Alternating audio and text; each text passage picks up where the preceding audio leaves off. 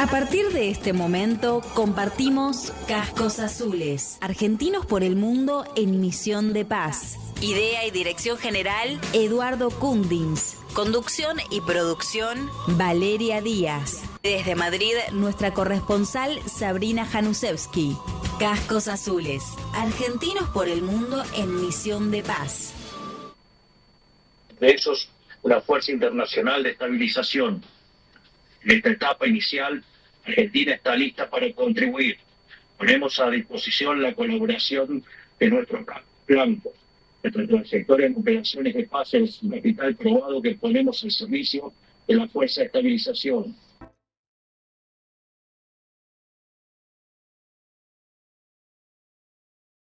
Argentina, buenas noches Beirut, buenos días, buenas tardes. Esto era el modo en que empezábamos hace unos años atrás. Programa 1695. Faltan 5 programas para las 1700 audiciones, presentaciones. Nos disculpamos a veces del ruido de la silla, estamos tratando de ver si podemos resolverlo.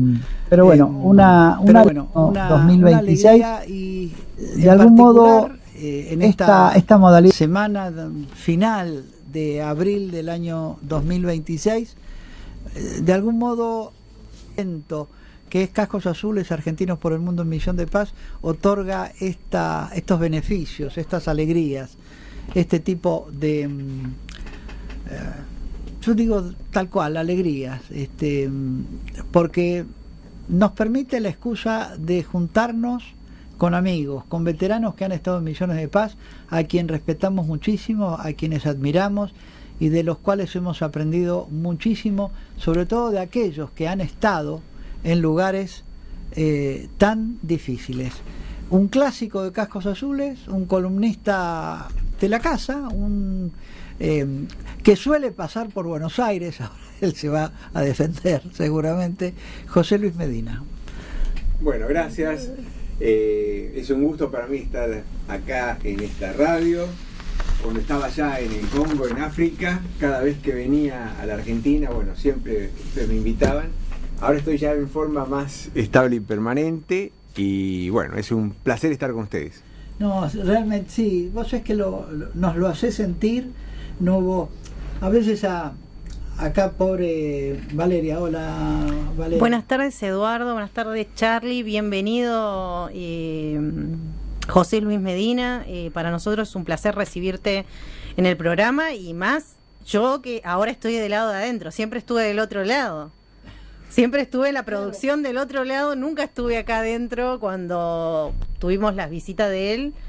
Estaba usted acá. Y lo de Valeria es insalubre, porque tiene que tratar de convencer a los militares que hablen, y nos cuesta horrores, porque hemos transitado tanto tiempo, y eso quizá tengamos que hablar. Me gustaría hablarlo con vos también, porque tenés una visión y has compartido con tantas nacionalidades y tantos lugares, y conoces tantos lugares, que realmente me gustaría crecer un poco en este conocimiento. No, te decía, hemos estado tanto tiempo invisibilizados y la función de este programa ha sido tratar de que la gente conozca gente como vos, conozca como Pablo García la semana pasada, que nos hablaba desde Chipre, y de tantos otros lugares de gente con una nobleza y con una fortaleza que claro, no se la puede defender porque no se la puede querer, porque tampoco se la conoce. Entonces, bueno, esto es lo que intentamos hacer. ¿Cómo nos va? ¿Cómo te parece? Bueno, con respecto a eso, nunca más acertado que aquel dicho que dice nadie es profeta en su tierra, ¿no? Muchas veces las cosas que civiles, militares, argentinos viven y hacen en otras partes del mundo son muy valoradas en otras partes del mundo, pero acá no existen o se conocen muy poco. Es parte de nuestra idiosincrasia también. Recién vengo de un homenaje al Papa Francisco después en la UCA y bueno, mejor ejemplo que ese no puede haber, ¿no? Es alguien que ni siquiera pudo volver a su país. Así que bueno, es nuestra forma de ser. Sí, me haces un disparador. ¿Cuántos próceres argentinos murieron en el exilio? Y empezamos a nombrar.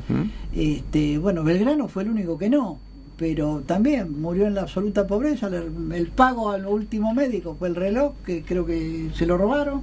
Realmente es un caos lo que nos ha tocado. San Martín, Sarmiento, el propio Saavedra, que fue el primer gobernante de esta totalidad que era las Provincias Unidas, y tantos otros, Moreno en alta mar, bueno, qué sé yo. Nuestros excombatientes de Malvinas, que fueron inclusive admirados por los propios generales británicos, y acá pasaron a no ser profetas en su tierra, olvidados durante mucho tiempo.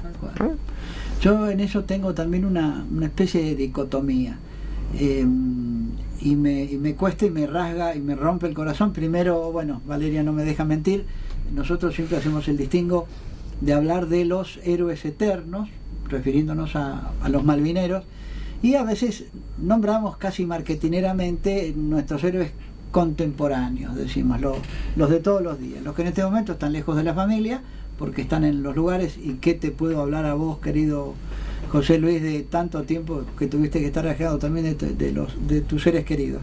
¿Y en qué lugares, Eduardo, también? ¿Y qué lugares? Y entonces decía, bueno, pero de vuelta, hay un heroísmo táctico, hay un heroísmo del bajo perfil, del bajo nivel. Fueron héroes sin proponérselo, no se propusieron esto. Y yo a veces la crítica que hago de Malvinas es la estratégica, y creo que nos falta esa crítica, y desde ya no estamos en ningún papel de desmalvinizar nada, al contrario, ojalá tuviéramos un programa también acá en la radio nuestra con Malvinas, que hay muchas en el país y en muchas emisoras, pero bueno, estamos acá. Tenemos preguntas para hacerle a José Luis, así que ataquemos. ¿Arrancás tú o arranco yo? Dale vos. Bueno, José, ¿cómo está la situación actual en el Congo? Bueno, yo, como sabrás, yo viví 14 años en el Congo. Ahí cultivé muchas amistades internacionales, locales, pintores, pescadores. Vos pintás aparte, eso bueno, sí, después lo hablamos, pero... Sí, fue un hobby que me ayudó a sobrevivir, y creo que en algún momento he hablado algo de esto en este programa. Sí, por eso. Pero el contacto yo lo mantengo, ya te diría casi diariamente, con gente de allá.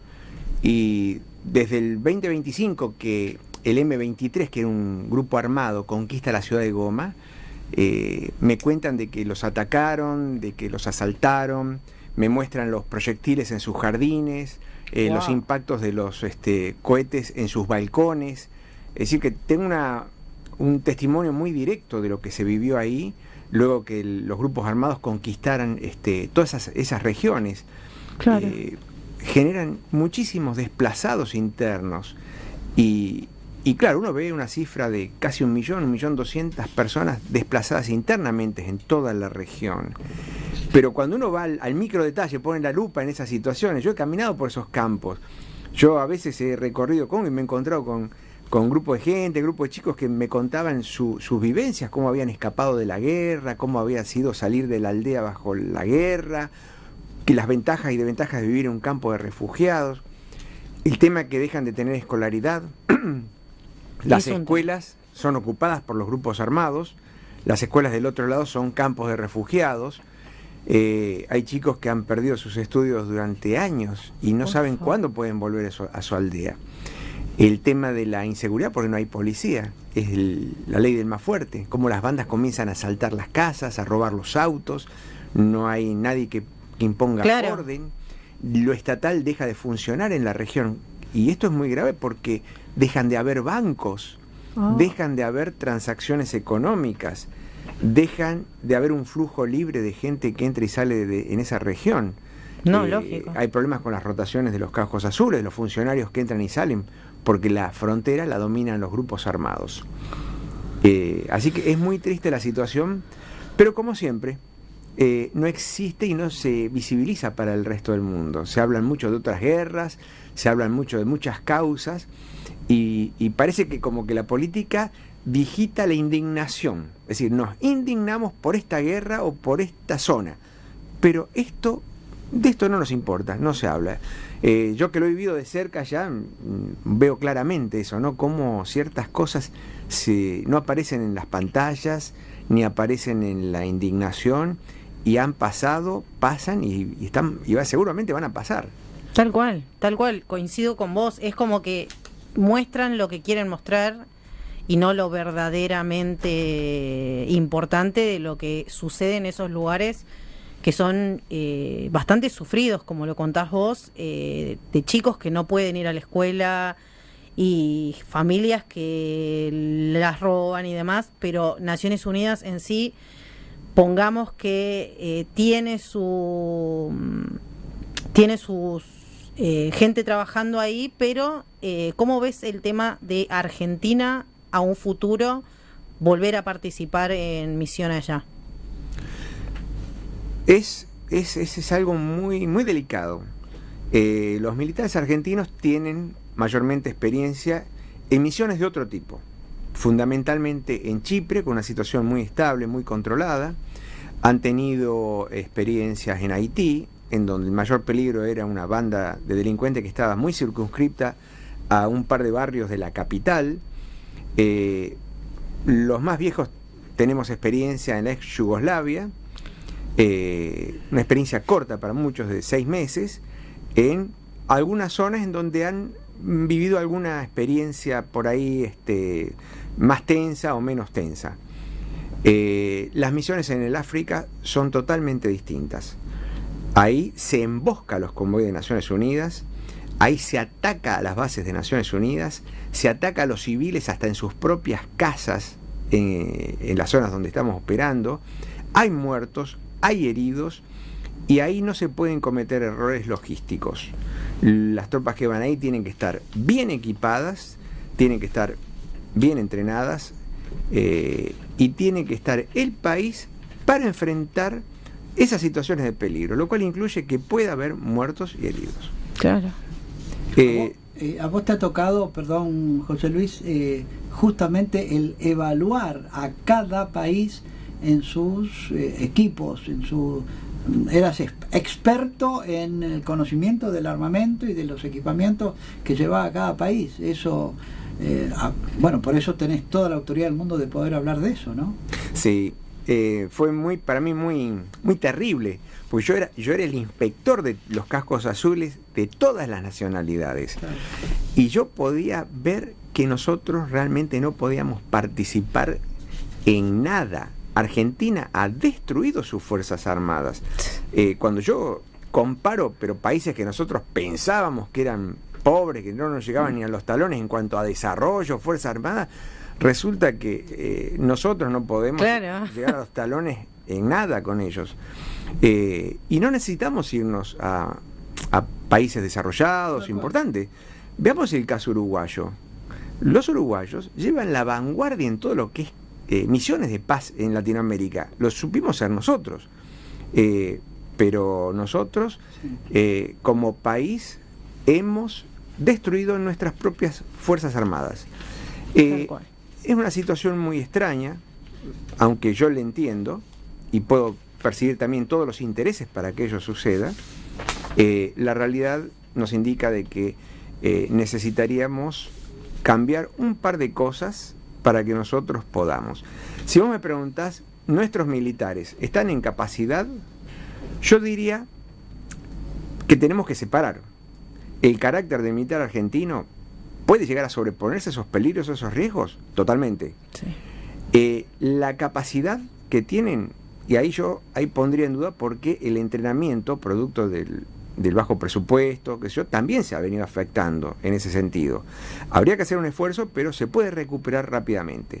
La parte logística ya es mucho más delicada, pero justamente los países pobres participan en misiones de paz para tener recursos para después mejorar el entrenamiento y la logística. Esto que acabas de decir es sustantivo. Vos dijiste que los países pobres, justamente que tienen bajo presupuesto en su defensa, participan en misiones de paz. ¿Es así?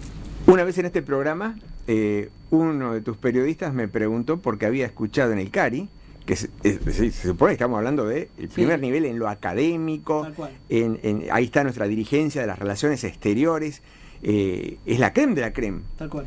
Y él me había dicho, Petronavera. Sí. Me había dicho que él había escuchado de un alto funcionario de Relaciones Exteriores, que, porque alguien le preguntó, ¿por qué Argentina no participa en misiones de paz? Y él contestó, no participamos porque somos un país pobre, no tenemos los suficientes recursos como para participar en una misión de paz. Y él me preguntó, ¿y vos qué opinas de eso? Y yo digo, todo lo contrario. Esto nos marca la ignorancia de nuestra dirigencia, porque justamente los países pobres participan en las misiones de paz, donde entrenan a sus soldados en las misiones de paz, se nutren de recursos que da Naciones Unidas, porque los países desarrollados no participan en estas operaciones de paz. Vos mira, te voy a dar un dato sustantivo, y que los invitamos a nuestra audiencia que nos sigan también, porque justamente me aparece, Dios me ayuda en este tipo de cosas, y bueno, y ahí debe estar don el querido Fernandito Petronave, vos sabés que falleció, sí. Fernandito. Pero tenía esa agudeza, esa visión, sí, y esa calidad para, por ejemplo, él en un congreso importante, él se para y dice, Fuerzas Armadas en busca de un país. Era como que Argentina, y estamos hablando varios años atrás, gobiernos bastante hostiles a todo lo que era lo militar, y decía que las Fuerzas Armadas estaban ahí disponibles para defender un país que las negaba, que las invisibilizaba. Y te cuento esto, yo acá tengo un viejo dato, hoy me costó entrar a los nuevos datos, pero estoy hablando del año pasado. Los 7 primeros aportantes de tropas, y esto es algo que vos lo debés tener: Nepal, Ruanda, Bangladesh, India, Indonesia, Pakistán, Ghana. Y lo que voy a nombrar ahora es el índice de desarrollo humano, del cual nosotros en Argentina estamos, después de Chile y ahí cerquita también de Uruguay, en un número privilegiado. Somos el país 45, 42, número más, número menos. Y esta gente, estos que vos acabas de nombrar, y yo te lo quiero confirmar, estos 7 países primeros son el índice de desarrollo humano entre 190 y pico, el número 145 Nepal, 159 Ruanda, 130 Bangladesh, 130 la India, 113 Indonesia, 168 Pakistán, 144 Ghana. Están en la cola del mundo y sin embargo aportan en su totalidad unos 31.000 efectivos, 6.122, 5.891, 5.600 y pico. Estos 7 primeros países aportan el 50% de los efectivos de los 61.000 que están en su momento, y ahora es menos todavía, porque el mundo está menos comprometido, hay menos gente. Y bueno, un poco la pregunta de Valeria, por eso, bueno, no realmente vinimos insistiendo justamente esta posibilidad de trabajar para Naciones Unidas, en una Naciones Unidas muy, muy golpeada también, ¿no? Uh-huh. Que de algún modo retribuye, recompensa, y le otorga una especie de... sería una dádiva para algunos, no sé cómo querrán, pero hay una reciprocidad, un reembolso para el país y para la persona. Y son importantes los reembolsos, porque son millones y millones de dólares. Tomemos nada más que Uruguay. Uruguay, con un batallón, sostiene en gran parte el funcionamiento de sus unidades en Uruguay.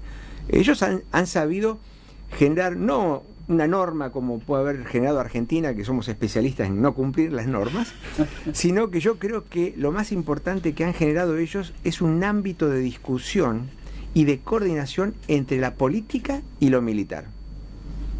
Eso han logrado un equilibrio. Argentina no, todavía no se concilia ciertos niveles de decisión con lo militar.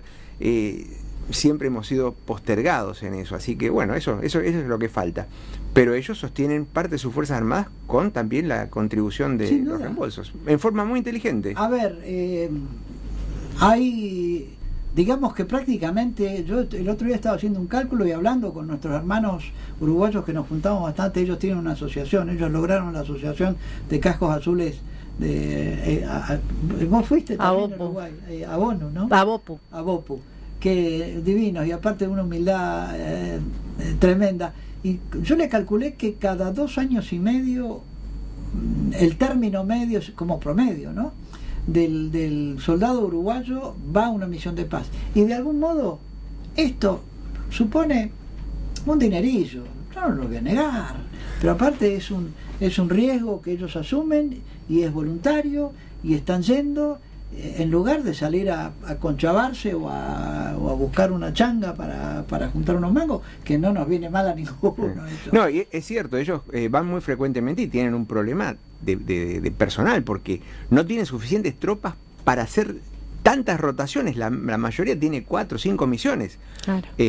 Si tuvieran el potencial, digamos, el personal de Pakistán, de la India, bueno, Uruguay sería una potencia desde el punto de vista de las misiones de paz. Vos me dijiste cuando veníamos off the record que ellos tienen una articulación para justamente participar y me hacía recordar a las reuniones que nosotros hacíamos en su momento y teníamos un delegado del Ministerio de Defensa, un delegado o alguien que venía del Ministerio de Seguridad, de la Gendarmería o funcionario inclusive, de cómo articular esto de las misiones. Te hago la pregunta, vos me comentás esto que sucede en Uruguay, vamos a la publicidad y me contestás, ¿puede ser? Fundación de apoyo al Instituto de Ayuda Financiera para el pago de retiros y pensiones militares. A partir del año 2022, nuestra fundación inició el apoyo a través del Instituto de Ayuda Financiera para el pago de retiros y pensiones militares a las Direcciones Generales de Salud de las Fuerzas Armadas, con recursos aportados por sus miembros adherentes, enfocando el esfuerzo en la donación de equipamiento e insumos médicos a fin de reforzar el sistema de salud de las mismas, con el claro objetivo de mejorar los servicios que se prestan en los distintos nosocomios de las Fuerzas Armadas al personal militar en actividad, en situación de retiro y sus respectivas familias. Sociedad Militar Seguro de Vida celebra 125 años de historia y compromiso solidario. El próximo 1 de mayo, la Sociedad Militar Seguro de Vida cumple 125 años. Fundada en 1901 por un grupo de oficiales de las Fuerzas Armadas, comenzó con apenas 400 socios. Hoy, más de un siglo después, es referente del mutualismo argentino, con más de 112.000 asociados y presencia en todo el país. Un proyecto solidario. A comienzos del siglo XX, tras las campañas del general Roca, el entonces teniente coronel Ricardo Cornell tuvo la idea de crear una institución que brindara ayuda a las familias de los camaradas fallecidos, que ya en esos tiempos padecían problemas económicos. Con ese humilde pero firme objetivo, nació la Sociedad Militar Seguro de Vida, institución mutualista. Hoy, la mutual que surgió con el noble fin de asistir a las familias ante la pérdida de un ser querido, se ha convertido en una entidad con múltiples servicios, manteniendo intacto el espíritu de ayuda mutua al socio y su familia, y el respeto hacia quienes velan por la seguridad e integridad del país. En la Argentina, son pocas las organizaciones privadas de capitales nacionales que superan el siglo de historia con crecimiento sostenido. La fórmula de la Sociedad Militar Seguro de Vida ha sido el trabajo, la capacidad y la confianza en el país, que le permitieron atravesar las crisis de los siglos XX y XXI, adaptándose a cada época. Actualmente, Sociedad Militar Seguro de Vida cuenta con 24 filiales y una moderna infraestructura informática que le permite brindar servicios virtuales a través de múltiples medios digitales, manteniendo la cercanía con sus socios en todo momento y lugar. De cara al futuro, la institución seguirá invirtiendo en tecnología para ampliar la operatividad virtual sin perder la calidad de la atención personalizada que siempre la ha distinguido. Mutualismo, un camino posible. Sociedad Militar es ejemplo de cómo el sector mutual argentino puede ser protagonista de la economía real, ofreciendo servicios de calidad que mejoran la vida de las personas, con la solidaridad y la eficiencia como pilares centrales. Sociedad Militar Seguro de Vida celebra 125 años combinando tradición e innovación, adaptándose día a día a una realidad que exige creatividad y capacidad profesional para transformar buenas ideas en acciones concretas.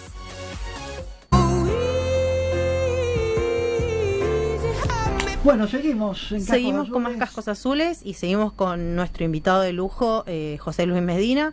Y vos le tenías que hacer una pregunta, Eduardito. Sí, no, estaba pendiente evidentemente tenemos que aprender de los hermanos uruguayos, que ellos tienen una articulación para las salidas a las misiones en que participan todas las instituciones, las relaciones exteriores, lo militar y lo conjunto. Ellos ya tienen instancia conjunta, ¿es así?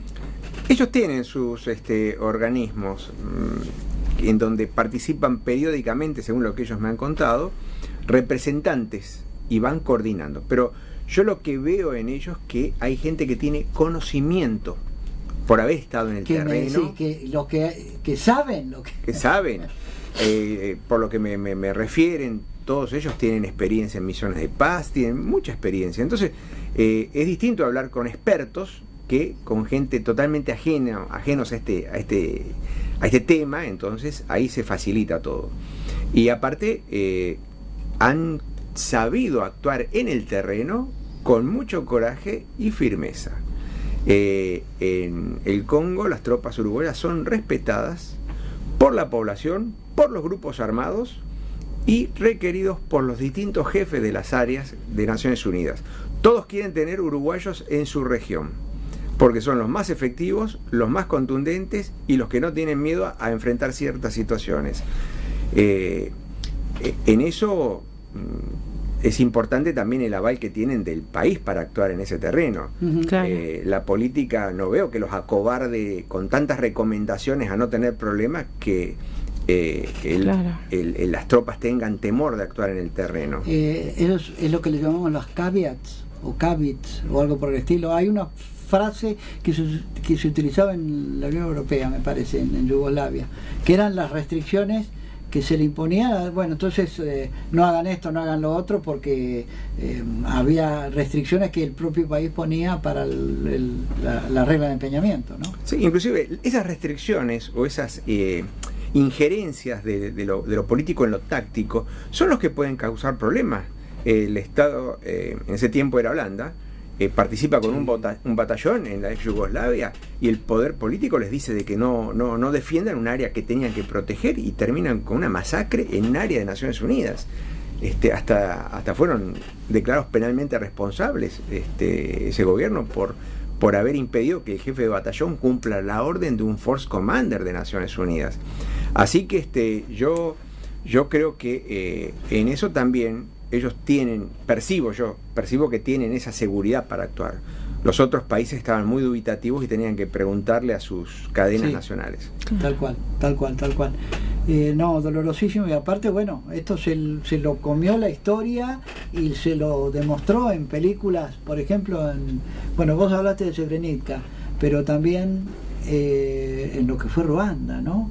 Que a mí me sorprendió porque acá tenemos un camarada que anduvo paseando por las calles de Kigali, y que estaba, ¿cómo lo llaman? Era como caminar, no por París, pero algo parecido. ¿Vos tuviste un poco esa experiencia, más o menos? Yo vivía a 4 cuadras de la frontera de Ruanda.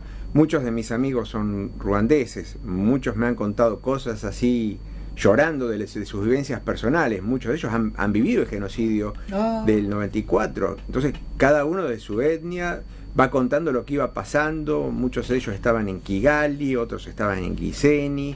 Sí, tengo esa vivencia de lo que pasó en Ruanda muy, muy de primera mano. Claro. Ruanda hoy es un país que se ha estabilizado, se ha desarrollado, pero también es muy cuestionado por sus vecinos. Hay muchas acusaciones de que son los que apoyan logísticamente al grupo M23, que domina. Cascos Azules.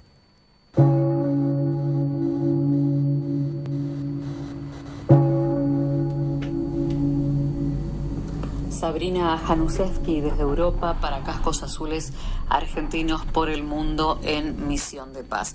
Vamos con las novedades, en este caso esta noticia que tiene que ver con que la ONU confirma la muerte de 6 cascos azules desde que empezó la guerra en Líbano.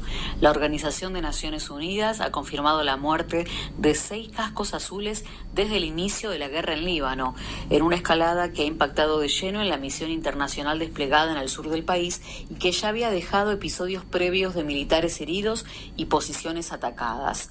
El balance oficial difundido por la Fuerza Provisional de la ONU en Líbano, UNIFIL, consolida un goteo de incidentes que, tal y como se adelantaba, reflejan el deterioro de la seguridad sobre el terreno y la creciente exposición de los contingentes internacionales a los combates. En las últimas semanas, varios destacamentos de cascos azules habían resultado afectados por explosiones en las proximidades de sus bases, impactos en instalaciones y ataques en áreas donde operan patrullas de la misión de paz. Algunos de estos episodios dejaron militares y heridos y obligaron a reforzar las medidas de protección en posiciones consideradas hasta ahora relativamente seguras. 6 militares fueron asesinados. La confirmación de 6 fallecidos y varios en estado grave eleva la magnitud de una situación que ya preocupaba en el seno de Naciones Unidas y entre los países que aportan tropas ante el riesgo de que la misión quede atrapada en un escenario de conflicto abierto.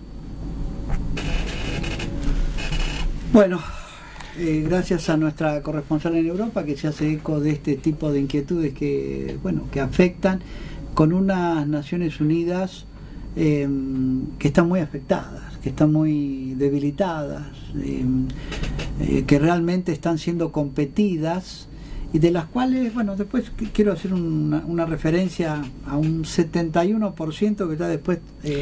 Pero déjame antes agradecer, acá le están mandando saludos, Claudio Renato, dice un abrazo para José Luis, muchas gracias por esta entrevista.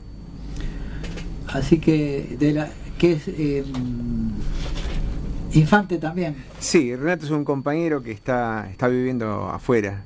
Es alguien que se ha dedicado a investigar el conflicto en Malvinas, está escribiendo, así que ¡ay, qué lindo! He escuchado comentarios muy buenos de sus investigaciones así en distintos grupos, así que está llamando la atención con eso. Yo realmente destaco su labor en eso. Bueno, pasame porque yo voy a tener que hablar dentro de poco en unas clases de geopolítica y realmente... Ahora todos queríamos, yo también quiero contactar. Ahora todos queríamos contactarnos. Bueno, pero vos mirá... Te vamos a contactar.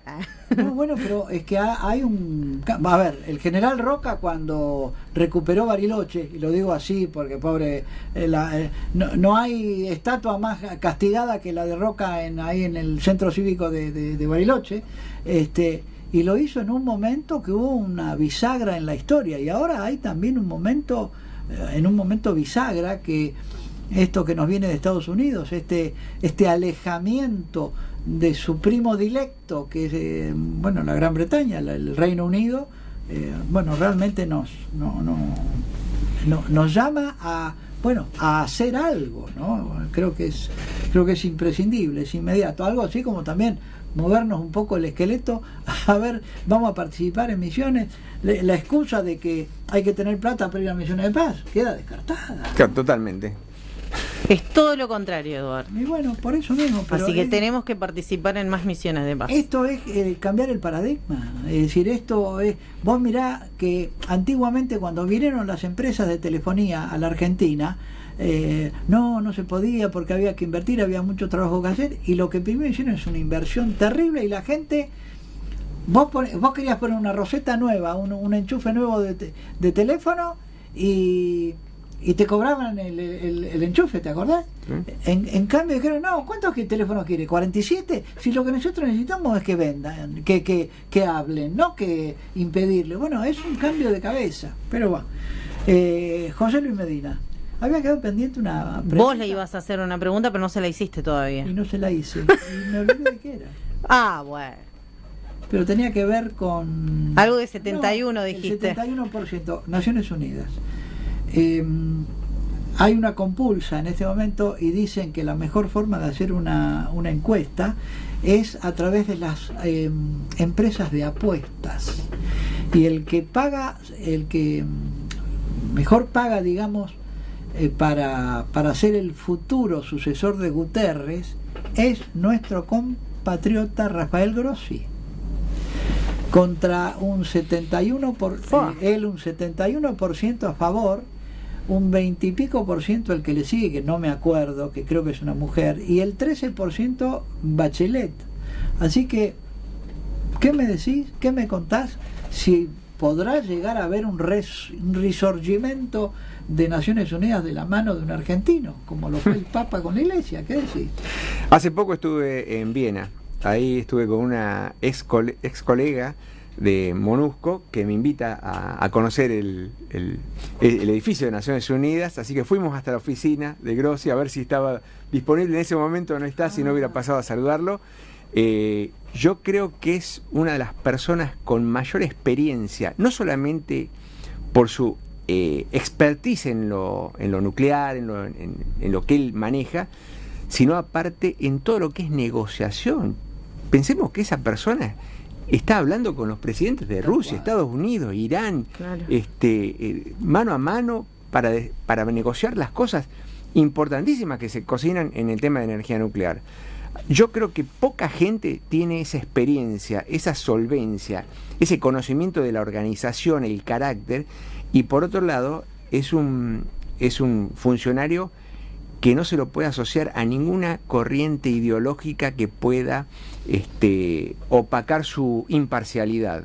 Es alguien que desde todo punto de vista se lo ve como un experto en lo suyo, en negociación, en la organización.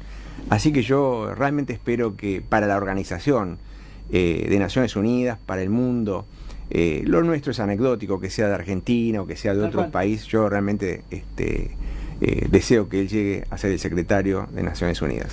Vos mirá, bueno, ojalá, realmente vos mirá el protagonismo y de vuelta un poco las palabras tuyas, ¿no? Nadie es profeta en su tierra, él recibe un reconocimiento de afuera. Había una broma que se hacía, que tal tipo es, que cuando uno ve reuniones cara a cara con Putin en Rusia, parecen esas bromas de los matrimonios desavenidos en que uno está en una punta y el interlocutor está a 20 metros en la otra cabecera de la mesa, y él ha estado sentado en el mismo foco de la cámara, está ahí a 40 centímetros y en conversación, y ha estado ahí, ha estado con las autoridades en Irán, en lugares, en Pakistán, en lugares picantes, fuertes, y el tipo se ha desenvuelto y muy buena relación tuvimos el año pasado cuando él inicia su presentación en el CARI, y el que lo presentó fue un querido amigo nuestro, Fabián Calle, y comentaba los quilates, los detalles de esta persona, y realmente tiene su impronta. La pregunta era, que la que había quedado pendiente, Naciones Unidas. Se acordó. ¿Sigue? ¿No sigue? Pero viste, se inerva en esto.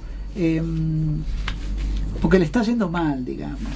Guterres viene del ámbito de los refugiados, y los refugiados tenemos todavía más que después de la Segunda Guerra Mundial. Un fracaso total. ¿Cómo ves ahora en esta competitividad con el Board of Peace, con el Consejo de la Paz, este invento que todavía no nació? ¿Qué ves vos? Yo lo que he percibido en el terreno, en las misiones, en los colegas que están trabajando aún, hablaban recién de Beirut, tengo una amiga, una colega que está en medio de los bombardeos, y a veces cuando hablamos se escuchan el ruido de los drones, de los jets que están bombardeando en ese momento, ¿no? Veo mucho trabajo de la gente en el campo, mucho sacrificio, militares, policías, funcionarios, gente que deja todo, deja la vida, deja el pellejo, y realmente a veces el esfuerzo que se hace en el terreno no condice con los resultados estratégicos. Y como decía un viejo proverbio, la táctica no puede resolver los problemas de la estrategia. Esto se aplica totalmente acá. Lamentablemente, después de billones y billones y billones de dólares de presupuesto de la misión de MONUSCO, de tanto trabajo, de tanta gente, de tantos muertos, de tantos heridos, de tantas vidas destruidas, con todo lo que implicó años, décadas de misión, volvemos a foja cero. Los grupos armados vuelven a anarquizar una zona, vuelven hacerse cargo ciertos personajes que no le cambian la vida a nadie, porque siguen habiendo refugiados, sigue habiendo pobreza, el escenario no cambia, solamente cambian las manos de quienes rapiñan los recursos de la República Democrática del Congo. Claro. Y el Estado está en un esfuerzo tratando de recuperar esos territorios, y los grupos armados están haciéndose con toda esa riqueza. Lamentablemente Naciones Unidas no ha encontrado en el nivel estratégico la forma de tener éxito en sus misiones. Lamentablemente están fracasando. Fundación de Apoyo al Instituto de Ayuda Financiera para el Pago de Retiros y Pensiones Militares. A partir del año 2022, nuestra fundación inició el apoyo a través del Instituto de Ayuda Financiera para el Pago de Retiros y Pensiones Militares a las Direcciones Generales de Salud de las Fuerzas Armadas, con recursos aportados por sus miembros adherentes, enfocando el esfuerzo en la donación de equipamiento e insumos médicos a fin de reforzar el sistema de salud de las mismas, con el claro objetivo de mejorar los servicios que se prestan en los distintos nosocomios de las Fuerzas Armadas al personal militar en actividad, en situación de retiro y sus respectivas familias. Sociedad Militar Seguro de Vida celebra 125 años de historia y compromiso solidario. El próximo 1 de mayo, la Sociedad Militar Seguro de Vida cumple 125 años. Fundada en 1901 por un grupo de oficiales de las Fuerzas Armadas, comenzó con apenas 400 socios. Hoy, más de un siglo después, es referente del mutualismo argentino, con más de 112.000 asociados y presencia en todo el país. Un proyecto solidario. A comienzos del siglo XX, tras las campañas del general Roca, el entonces teniente coronel Ricardo Cornell tuvo la idea de crear una institución que brindara ayuda a las familias de los camaradas fallecidos, que ya en esos tiempos padecían problemas económicos. Con ese humilde pero firme objetivo, nació la Sociedad Militar Seguro de Vida, institución mutualista. Hoy, la mutual que surgió con el noble fin de asistir a las familias ante la pérdida de un ser querido, se ha convertido en una entidad con múltiples servicios, manteniendo intacto el espíritu de ayuda mutua al socio y su familia, y el respeto hacia quienes velan por la seguridad e integridad del país. En la Argentina, son pocas las organizaciones privadas de capitales nacionales que superan el siglo de historia con crecimiento sostenido. La fórmula de la Sociedad Militar Seguro de Vida ha sido el trabajo, la capacidad y la confianza en el país, que le permitieron atravesar las crisis de los siglos XX y XXI, adaptándose a cada época. Actualmente, Sociedad Militar Seguro de Vida cuenta con 24 filiales y una moderna infraestructura informática que le permite brindar servicios virtuales a través de múltiples medios digitales, manteniendo la cercanía con sus socios en todo momento y lugar. De cara al futuro, la institución seguirá invirtiendo en tecnología para ampliar la operatividad virtual sin perder la calidad de la atención personalizada que siempre la ha distinguido. Mutualismo, un camino posible. Sociedad Militar es ejemplo de cómo el sector mutual argentino puede ser protagonista de la economía real, ofreciendo servicios de calidad que mejoran la vida de las personas, con la solidaridad y la eficiencia como pilares centrales. Sociedad Militar Seguro de Vida celebra 125 años combinando tradición e innovación, adaptándose día a día a una realidad que exige creatividad y capacidad profesional para transformar buenas ideas en acciones concretas.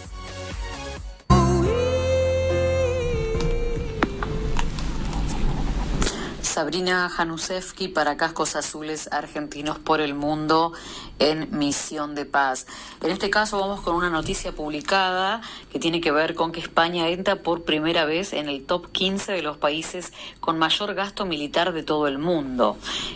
Según el cálculo del Centre de las, el gasto militar real del Estado de España en 2025 ha sido aún más elevado que el anunciado por el presidente Pedro Sánchez, alcanzando la cifra cifra de 39.476 millones de euros y representa ya el 0,242% del PIB.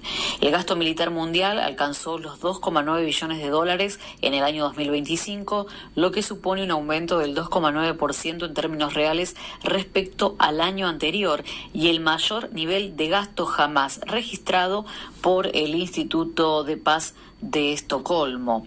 España aparece por primera vez en la lista de los 15 países con mayor gasto militar del mundo, que después de Estados Unidos, China y Rusia la conforman Alemania, India, Reino Unido, Ucrania, Arabia Saudí, Francia, Japón, Israel, Italia, Corea del Sur, Polonia y en su 15ª posición está España.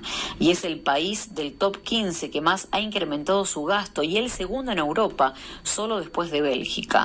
Estos son algunas de las principales conclusiones de los nuevos datos de gasto militar en todo el mundo que se ha publicado. En el marco de los días de acción global sobre el gasto militar, el Centro de Estudios de la Paz ha analizado en una rueda de prensa estas cifras, sumándose al llamamiento de la campaña contra la militarización global y pidiendo una reducción drástica de los gastos militares, una nueva arquitectura de seguridad internacional y una gran movilización ciudadana en clave pacifista.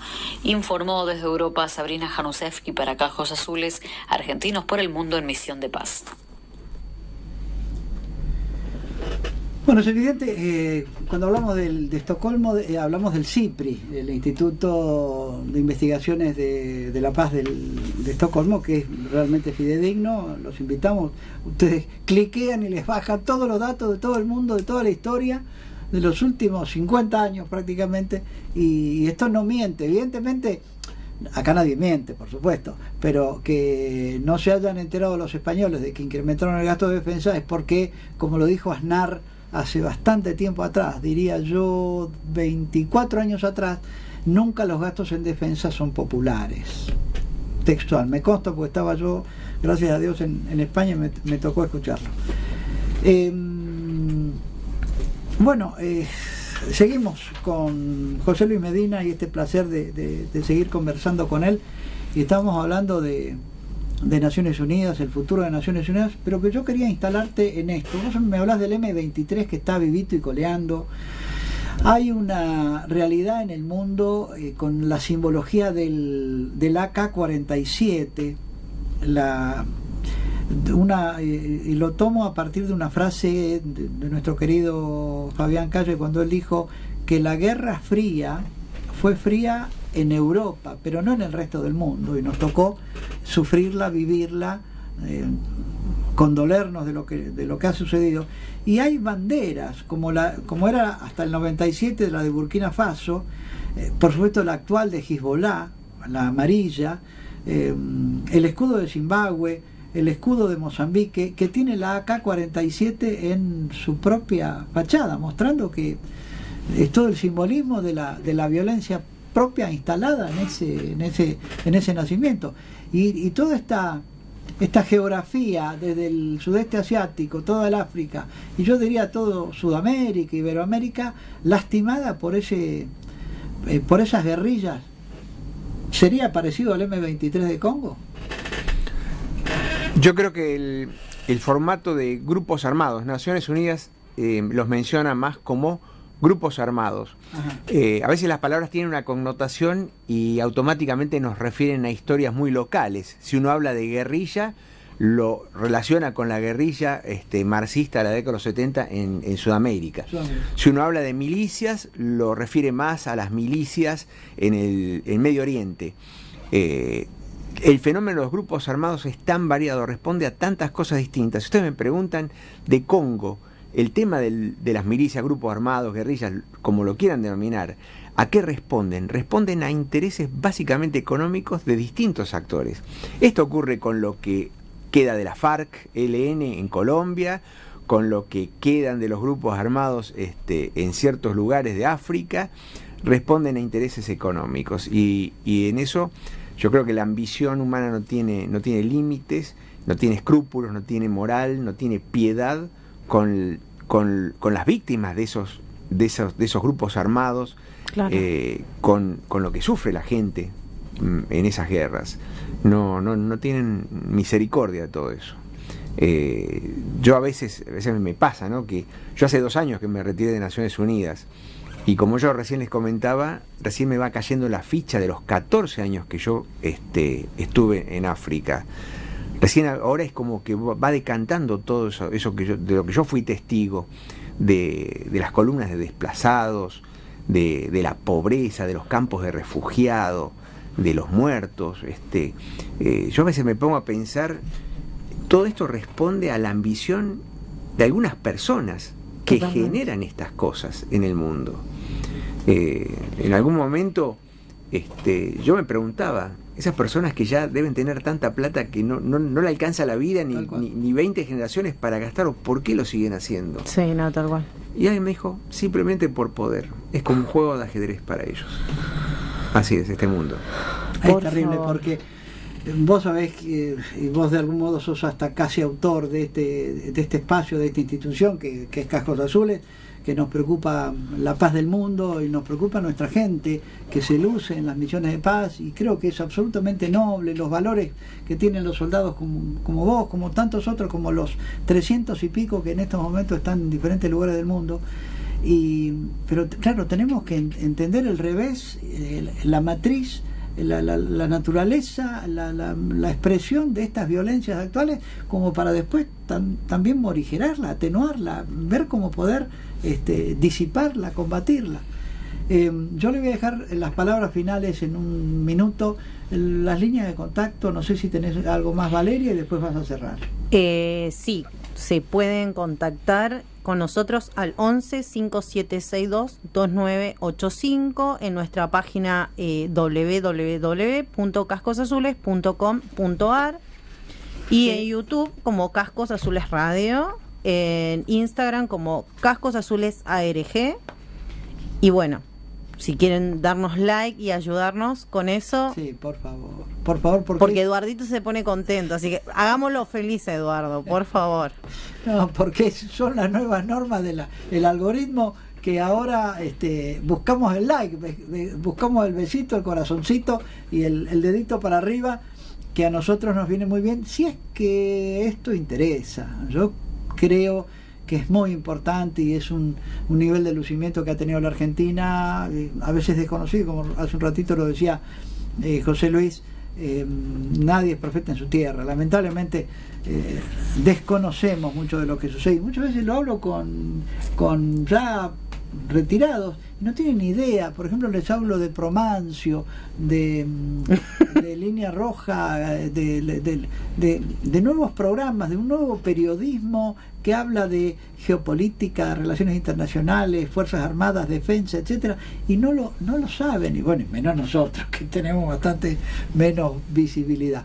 Bueno, José Luis, le dejamos las palabras finales a él, porque un cierre como vos quieras, y después Valeria nos despide. Hasta la próxima. Bueno, yo lo que he aprendido en todos estos lugares, y lo que puedo resumir así en pocas palabras, es que los conflictos nunca están tan lejos que no nos pueden alcanzar. Hoy los conflictos se trasladan en un segundo a cualquier lugar del mundo. Nuestro país recibió un ataque con 2 bombas, muertos y heridos en nuestra propia ciudad. Así que yo creo que el tema de la defensa no es un tema menor. Yo creo que a este punto tenemos que dejar de escuchar aquellas voces malintencionadas para con nuestros soldados, nuestras Fuerzas Armadas, con sus intereses políticos, ideológicos, y tenemos que pensar más en clave de la República Argentina como entidad a proteger, como algo a defender. Somos argentinos, tenemos que proteger nuestra nación, seguir destruyendo el sistema de defensa argentino. Yo creo que ya comienza a ser disfuncional, ciertos discursos ya pertenecen a otra época de nuestra historia. Yo creo que tenemos que ver para adelante cómo nosotros nos vamos a preservar en este mundo donde los conflictos en un segundo se trasladan, y aparte las armas que antes habían también se pueden trasladar en un segundo. Un dron se puede almacenar en una valija, y un ataque a un lugar muy sensible puede producirse en cualquier parte del mundo. Así que yo, realmente ese es mi último pensamiento en este programa: no descuidemos nuestra defensa, no descuidemos a nuestra Argentina. Gracias. Bueno, un placer, un lujo. Tenemos, bueno, ya se viene mayo. En mayo se viene, ya finalizando mayo, va a ser el Día Internacional de del Personal de Paz de Naciones Unidas. Con este nuevo dato, que probablemente tengamos para fines de este año un nuevo secretario general que podría llegar a ser argentino. Esperamos no quemarlo. Vino Colapinto a la Argentina, qué sé yo, en una de esas tuvimos al Papa. Tenemos la posibilidad, estamos en una situación crucial respecto a Malvinas, así que y hay más cosas. Nos va a llegar dentro de muy poquito tiempo el programa 1700. Estamos tratando de va a haber muchas sorpresas. Sí, va a haber muchas sorpresas. Esperemos que sea así, que va a haber una persona bastante importante que nunca ha venido al programa y que, bueno, creo que tiene experiencia en misiones de paz, y no digo más nada para no quemarlo. Así que bueno, y un placer tener gente como José Luis Medina, 14 años en el Congo, y que ahora está asumiendo un poco esa dimensión, y que nos lleva, que es un patrimonio argentino, alguien que puede hablar con autoridad delante del que se le presente, de conocer África desde adentro, un continente que es un laboratorio para investigar cómo evolucionan los conflictos, y qué caprichoso que es todo, qué difícil que es todo. Pero esto tenemos que aprender de eso. Valeria, querido, cerrá.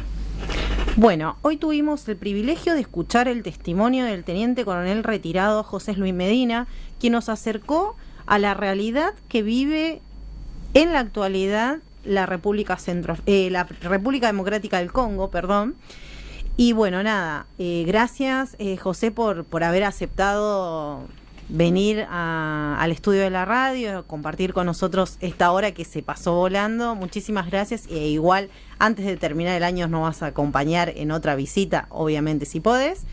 Gracias Eduardo, gracias Charlie, nos volvemos a encontrar jueves 19 horas con más Cascos Azules, Argentinos por el Mundo en Misión de Paz. Gracias y hasta entonces. Esto fue Cascos Azules, Argentinos por el Mundo en Misión de Paz. Nos volvemos a encontrar en nuestra próxima emisión. Cascos Azules, Argentinos por el Mundo en Misión de Paz.